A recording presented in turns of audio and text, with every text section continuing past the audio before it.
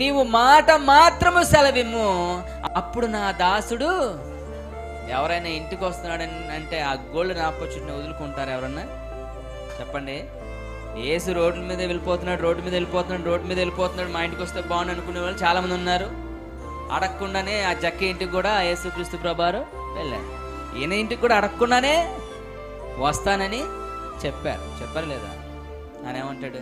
అంత యోగ్యన్నా కానయ్యా, కానీ నాకు నమ్మకం ఉంది. ఏంటి తెలుసా? నువ్వు ఇక్కడ మాట చెప్పు, స్తోత్రము కలుగును గాక. హల్లెలూయా. ఇక్కడ నువ్వు ఒక మాట చెప్పు నాయన, నీ నోటి మాట చాలు, నువ్వు మాట మాత్రము సెలవిమ్ము, నా దాసుడు స్వస్థపరచబడును.